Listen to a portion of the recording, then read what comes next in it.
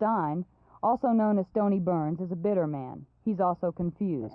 After the state's new marijuana law went into effect last January, Governor Briscoe granted pardons to some people serving sentences for possession of less than 4 ounces.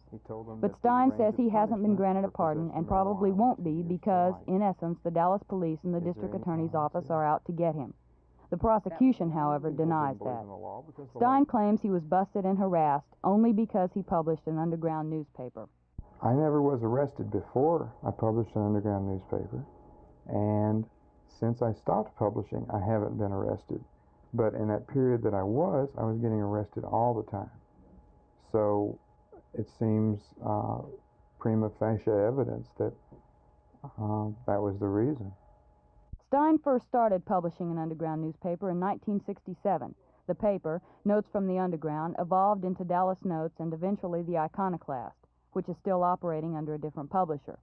Stein claims that on occasion the police would arrange to have his newspaper offices vandalized, but his real hassles with the authorities began when a civil disturbance broke out in Lee Park in the spring of '70. It was a classic confrontation between hippies and police. Stein's 3-year sentence for interfering with police officers during the melee was finally reversed. But his troubles weren't over.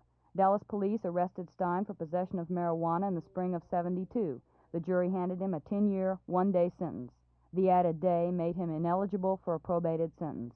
Stein still maintains he doesn't know where the 2 ounces of marijuana stems and seeds found in his van came from. A year and a half ago, Stein gave up the underground newspaper business and began publishing a music magazine. Many of his friends and acquaintances say he's not the same person he used to be, that he's not so radical, but Stein disagrees. I don't think I've changed too much. I think the mood of the whole country has changed. There's been a lot of things went down since then, including Watergate. The things that we were for back in the late 60s have come about. You know, the war has ended. There's more liberalized abortion laws. There's more liberalized marijuana laws. But when we were for these things back in the late 60s, we were called communist beatnik dope fiends. I still believe in the same things, but now most people do, instead of just a very few.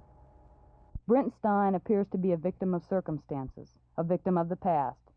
And even the 400 letters sent to the governor asking for Stein's pardon haven't yet moved Briscoe to act. Kay Vinson, Channel 8 News.